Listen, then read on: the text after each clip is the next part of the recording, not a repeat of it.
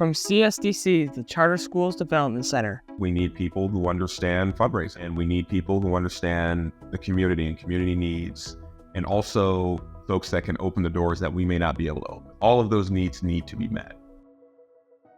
Welcome to Boarding Pass, your ticket to effective charter school governance. I'm Caitlin O'Halloran Heller, and more than 20 years ago, I got the bright idea that I was going to start a charter school. My son was in preschool, and I wanted to create a free Montessori charter school in my small rural community. I actually said the words, "How hard can it be?" And 2 decades later, I know exactly how hard it is to build and maintain a high-quality charter school in California. So I'm going to take you down the path I went down and help you to learn everything you need to know to excel as a board member in a thriving charter school. Today, I'd like to welcome Reggie Lee. Reggie is the chair of the charter school board at Ming Charter School, a national blue ribbon school and top performing school in Alameda County. As a proud dad of 2 charter school students, Reggie brings a unique experience to his role in shaping the future of education. Reggie's diverse experiences inform his passionate advocacy for quality education and equitable opportunities for all students. I'm delighted to have this opportunity to talk with you today. Welcome to Boarding Pass, Reggie. Thank you, Caitlin. I appreciate it. Glad to have you here. So tell me a little bit about how you got started on a charter school board. I understand you had no background in education, and you got started on the board, and I'm interested in why you would sign up for that job and also why it was important to you. Wow. So starting out with our son, he was the first one to go to Ming, came off the wait list and as a kindergartner. And education had always been a passion of mine, but I really didn't know much about it, at least the policy side, governance side. And on a whim, basically, I decided to put my name in for the parent-elected board position. And on the last day that we were eligible, I filled out all the paperwork and submitted it. And next thing I knew, and I think it was around June of 2019, I was on the board. And fantastic. Yes. And from there, started to learn and started to appreciate everything that went along with it. But the runway for me to catch up was pretty incredible. Sure. Absolutely. And you sort of hit the ground running, right? I mean, you had a board that within a few years had an unsuccessful material revision attempt, then a successful charter renewal, and then your CEO of 8 years decided to move on. Can you tell me about that series of events and how your board navigated all of that? Wow. Yes. Even going back and looking at the past, I mean, just because there's constantly so much going on that you don't really reflect on it too much. But I went back and looked at, in December 2019, we had our first revision, and with the goal of increasing our categorical preference of FRL, free reduced lunch students, from 20% to 30%, and increasing our enrollment from 600 to 1,400. We submitted a material revision for that. And leading into it, we're thinking that we're such a great school, such amazing outcomes, that this will be no problem at all. And we ended up we were unsuccessful in that revision that time. And it led us into several different directions on how we need to approach revisions, how we need to approach the Alameda County Office of Education, the board trustees there, and how we need to approach our community and the involvement that the community had in supporting these ventures. Luckily, in June 2020, we went back to the ACOE and ended up passing our material revision. And now, like I was mentioning earlier, going through this a couple of different times and going back and reviewing what happened before, we actually had several other material revisions that we had to go through later on. Okay. And the reason being is that any significant change to our charter, whether it's amount of students, whether it's a location, we have to submit a revision for it. But next up was our renewal. Our renewal for back in, I think it was 2020, September 2020. We submitted all the paperwork for that with the option, after recent legislation, that would be between 5, 6, or 7 years based on the dashboard that we report out and the state reports out. And it's stressful putting all the paperwork together. Obviously, the CEO spends a decent amount of time with her team in putting that together. But we submitted that. You have to go through the public hearing, then you go through the termination. The staff does their work. The county staff does their work, which you have to be respectful of and give them the time to complete their work. And we were able to get a renewal of 6 years in 2020. And after that, since we had gotten the growth for our second school, basically, we had to find space. And so we had to do a revision in 2021 to co-locate at 2501 Chestnut, which would later on become more important. And then adding on to that, in January 2022, we had to do another material revision for that school that was at 2501 Chestnut to a space in San Lorenzo, to where we Reggie, that's exhausting. grow. That is more. Yes. That is more than most board members do in their entire years of service. Not only, Yes. you did it a couple of years. That's crazy. And then just to skip ahead there, the first public hearing, that material revision to move to San Lorenzo, it was unsuccessful also. And then we went back and it was approved.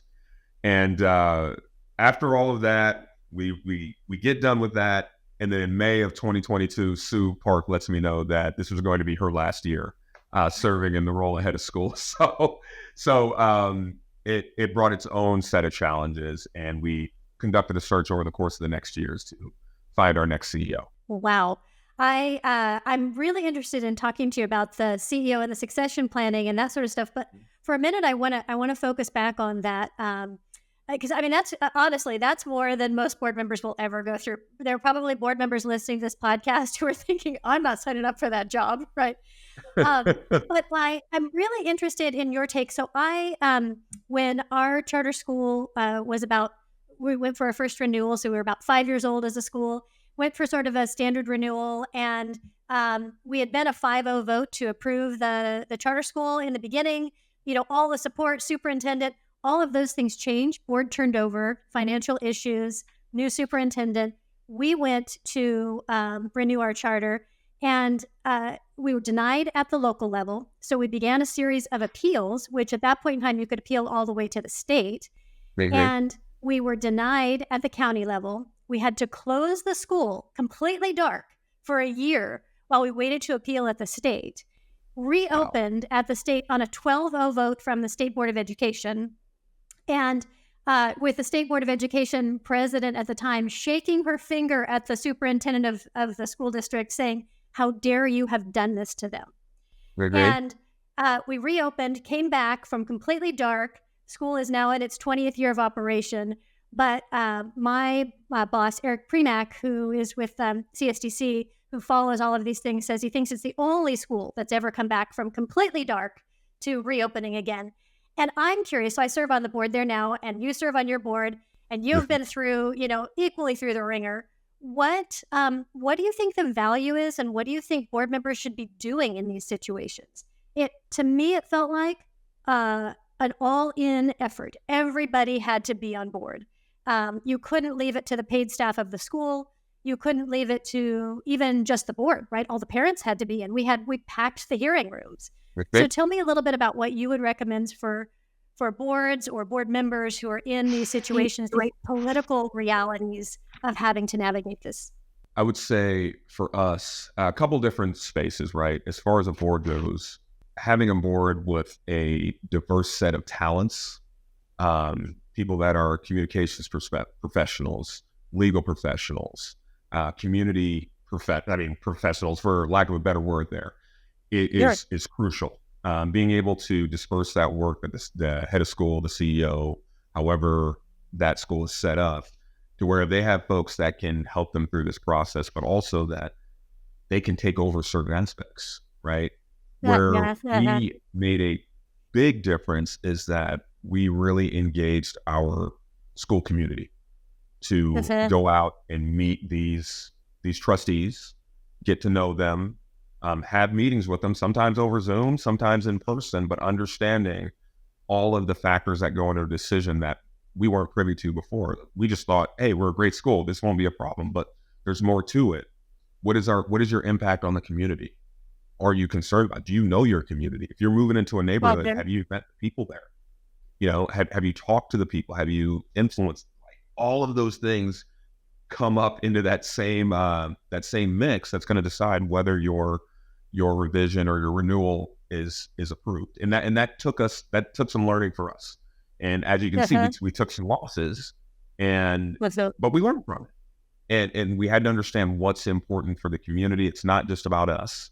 It's also for the community that we're going into, the community that we're already in. And the other is making sure the entire community understands the process and what's going on. But I would say something that we got better with over time is communicating to our population and our families and our students what's happening. Why are we here? Why do we need to do this? What is the effects, good or bad? What do we do? We got a lot better with that. In the beginning, we were not that good.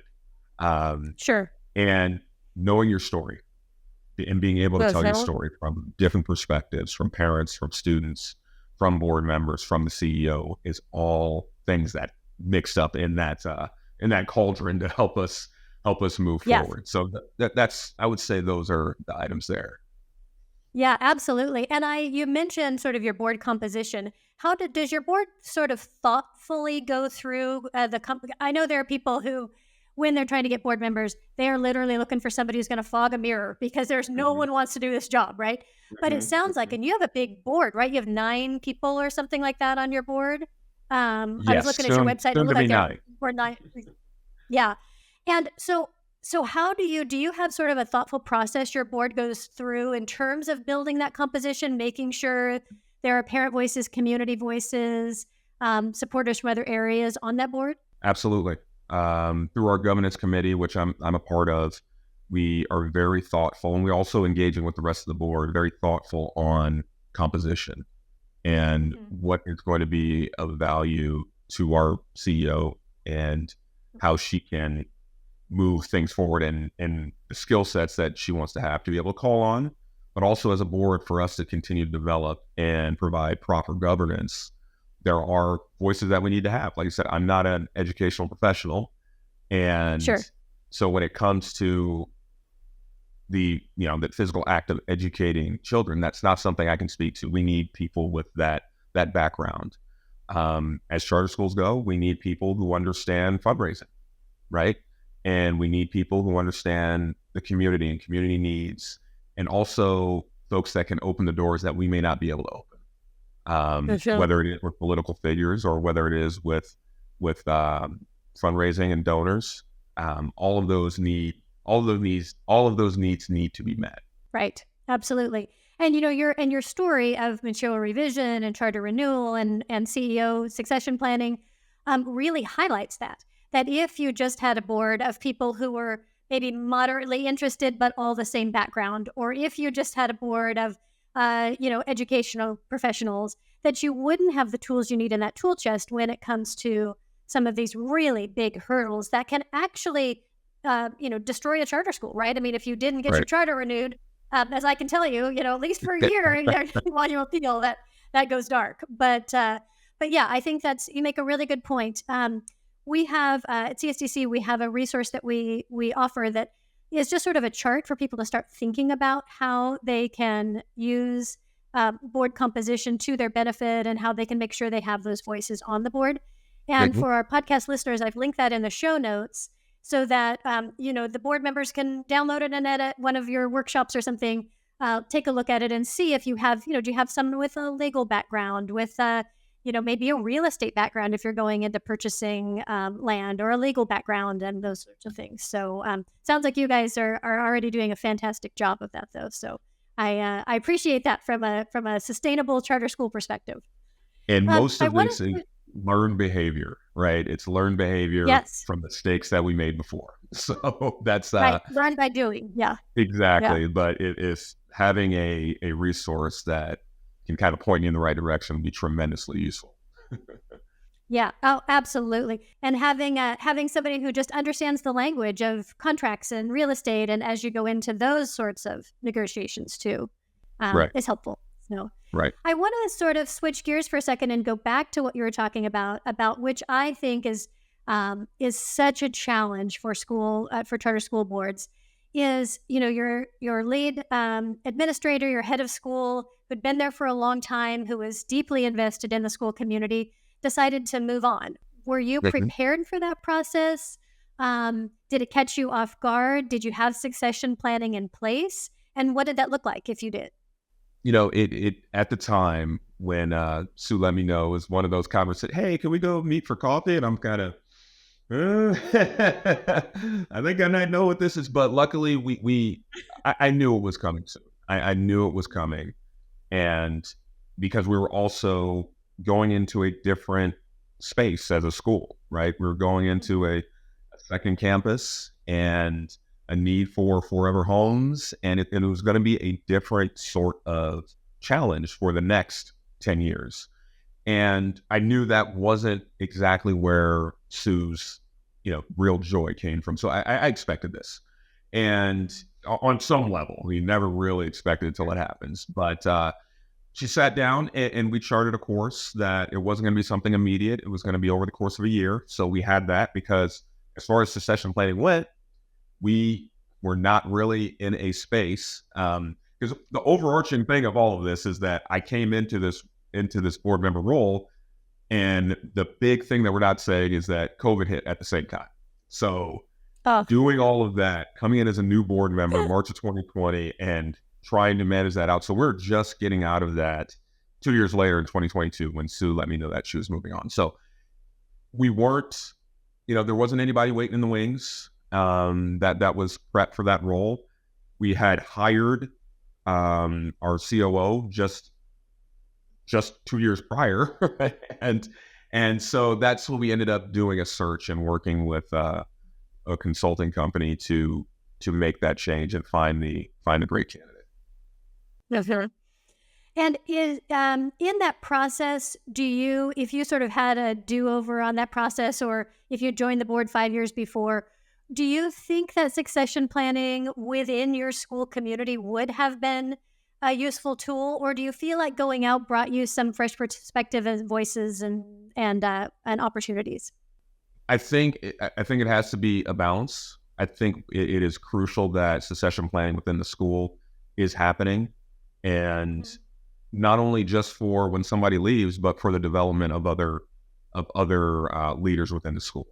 What are their interests? Where do they have gaps that we can work with and get them the development that they need? That they maybe they don't want to, and that's okay. But let's make sure we've identified everybody's skill sets, maybe where they have some opportunities, and look, because you never really know. You don't really know. We've been lucky to have some long-term administrators, and even though Stacy's just still new in her journey with us, we still want to be prepared. But also looking outside, it's important to see the leaders that are out there and what we're not seeing within our own little community. We may be missing out, and different perspectives are always going to be crucial. And it also helped us, since we were so focused on us, we weren't as focused on what's happening outside of us, right? With important factors like compensation, of expectations from incoming executives around the area, around the state, and just being up to date on those parts of the process. Yes, absolutely. And as part of that process, does Ming, does your school have a comprehensive evaluation process for your lead administrator? Do you do an evaluation? Do you do goal setting? How do you make sure that you as a board are communicating your wishes and needs to your administrator, whether it's your one of a long time of 8 years or whether it's your new administrator? How do you do that process?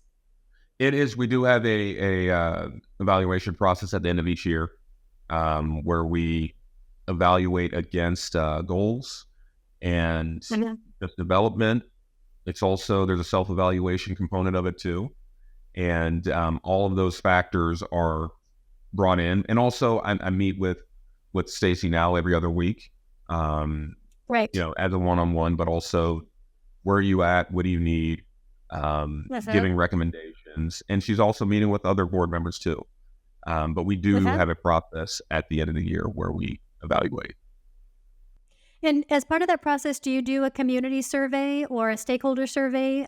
Or is it really a board setting goals and then evaluating the superintendent sort of, or the lead administrator sort of survey? It is through the board. Our surveys, we do 2 a year, in the fall and in the spring with our families. And from what I recall, that is addressed, CEO satisfaction and also board satisfaction from our communities, but nothing particularly in that process. I've never really thought about that before, but that could be interesting. Yeah. Well, some schools are concerned about doing community surveys, and maybe, they're reluctant to get the feedback, or maybe they feel like the board already knows. And so I was just curious about your experience with doing surveys, but it sounds like, at least in terms of the lead administrator satisfaction, you have a place for folks to weigh in on that as well, and on the board, which is really important. I'm glad you do that. That's, right. Absolutely. Yeah, that's great. So tell me a little bit about so as a board member, you have a different job than your CEO or than your lead administrator.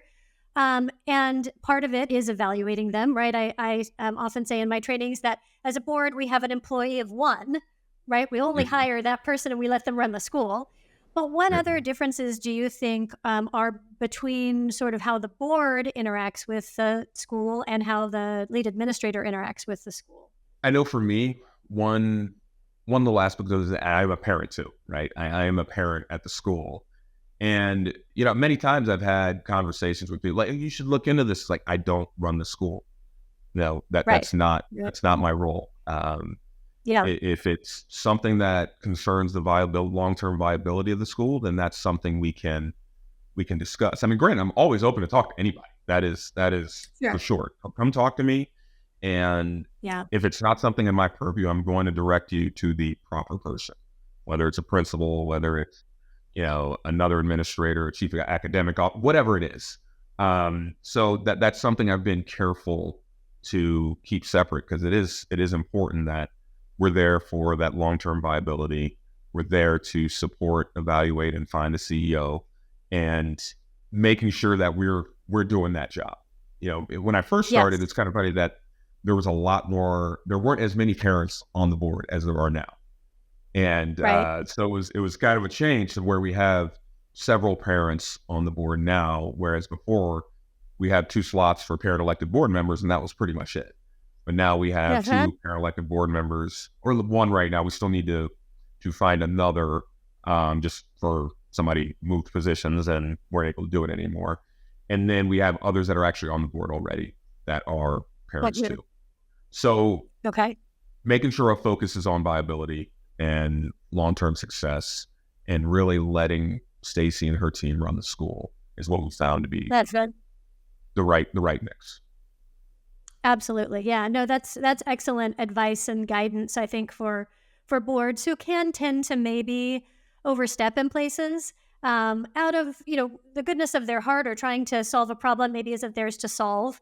And it sounds like your board has some really good boundaries in terms of understanding the role of board members versus understanding the role of the lead administrator and the administration at your school.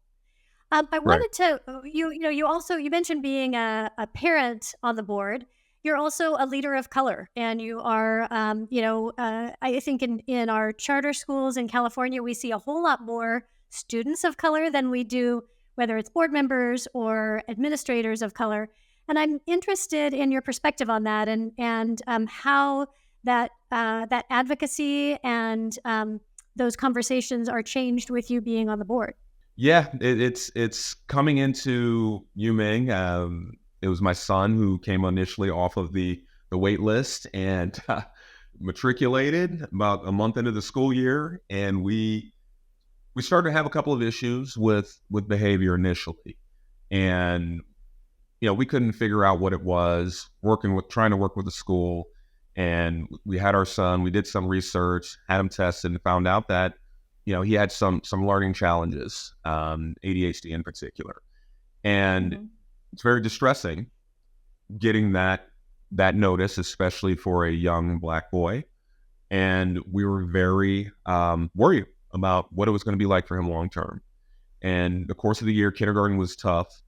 And at the end of the year, we had a very good meeting with Sue at the time and a couple of the other administrators, where it turned out all positive. And how are we going to improve this going forward? And each year, my son's now a 7th grader. We've seen him continue to flourish. And my mindset, which led me to the board and which led me to accept the role as board chair, is that every family deserves this. Every family deserves to get an education that's rigorous, but where their kids and themselves are supported. It's been a consistent message of mine, whether it's been in front of the county, whether it's meeting with other political figures, whether it's meeting with prospective board members, that's where I'm coming from. We want to mirror our county. We want to mirror Alameda County, its makeup. That's why we continue to raise our categorical preference for FRL. That's why we continue to talk to people all across the city, all across the county, to tell them the story that we have and bring others in. I know for me, education has been tremendously valuable. And when my kids were born, I know the importance of that K-8 and being able to support a school and serve a school like this one has been one of the best, great pleasures I've had in my life. But it starts from everybody deserves this. Everybody deserves a high quality education. Full stop right there. Absolutely. And I think I'm thrilled to hear that you were supported by your school leadership.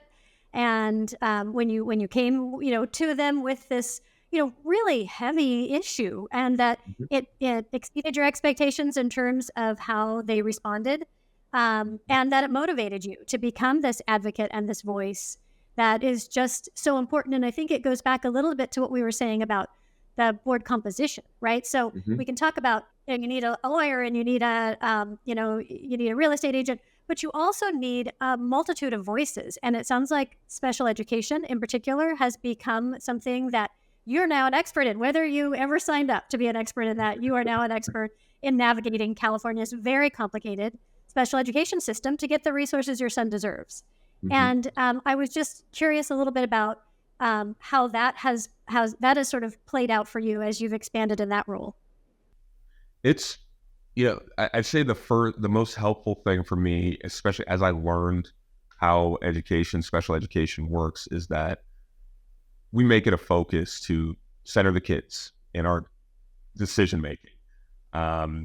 Too many times what I see is it's adults fighting about other issues instead of centering our children and centering on what's most important and best for them to be served properly. We have a great special ed program. Part of one of the challenges we have as a school is that our model is very expensive because of the supports that we expect to be a part of it. And special education has been huge for us, obviously, but also for the rest of the students there. Our director, Crystal Simmons, is amazing. And we meet with her a couple of times a year for our son. And also throughout board meetings, she pops on also and delivers, what they've been doing as a team. She's presented in front of the county also during these renewals and during these revisions. So they're actively engaged and understand the importance. And we've seen the development of, using different tools for each kid and to really tailor the education to what they need. And the willingness to try and the willingness to involve parents it was kind of surprising when we first got asked, so what do you guys think would help? What should we do? Wow. What have you seen? Yeah, I love that. Yeah, that's great. My wife's a former teacher, and so she's like, that never happened before. That when I was a teacher, that it wasn't like, but being able to see that, and you could see, even if it's something small as classroom composition, some kids can't sit, and we acknowledge that. some kids need to get up and move around. We acknowledge that. So let's give them a safe way to be able to do this, safe for them, but also safe for the rest of the students. And seeing that willingness has been very helpful for us.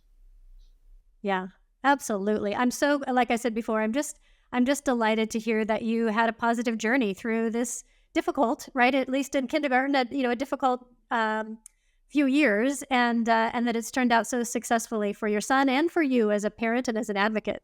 That's really that's fantastic.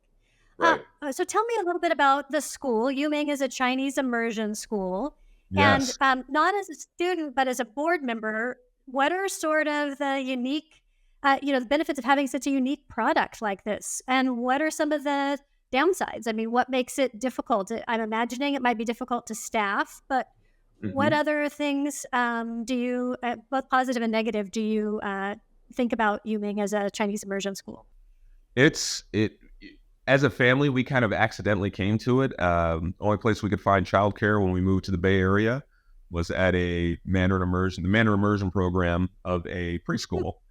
And we initially kind of thought it was a joke, but quickly found out that it was not a joke, and it was real.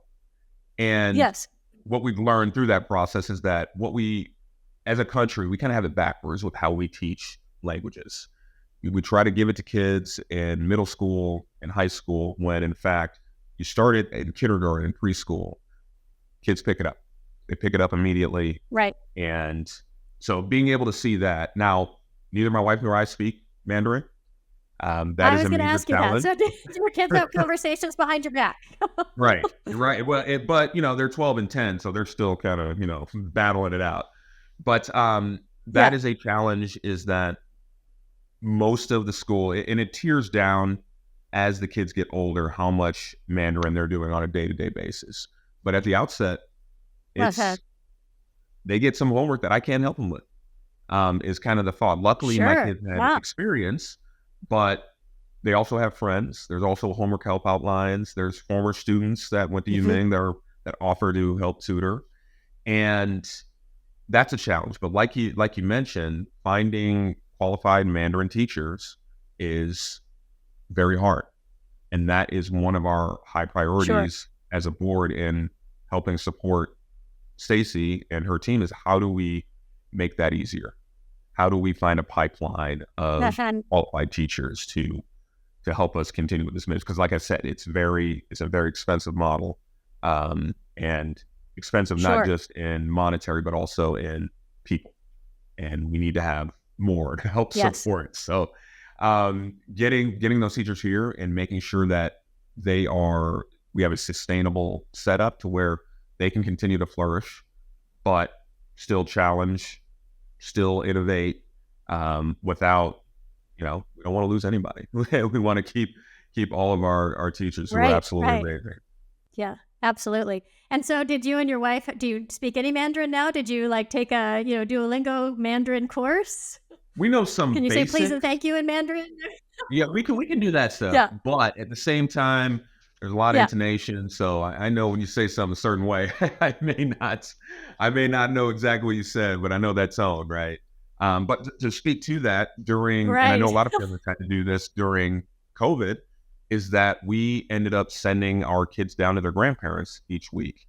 We would drive them down and then pick them up. And so their grandparents, who were former educators, took them through this whole process, not knowing Mandarin at all, and working them through it. My daughter was in kindergarten at the time, and it was a lot, as it was for everybody. It was a lot. Sure, absolutely. Well, and even just in the general education of students, we know that it does literally take a village, right? It takes the school and the parents and the grandparents and the tutors who speak Mandarin and all of those people to support this unique, beautiful kind of education. And you're absolutely right about, we have it backward, where we begin, languages in high school. I mean, I struggled through Spanish in high school and college, and now I'm trying to learn it again. And even Spanish, which is spoken in my community all around me, is difficult to process at this age, right? To really learn. And your kids are way ahead of the game with the Mandarin in kindergarten. That's fantastic.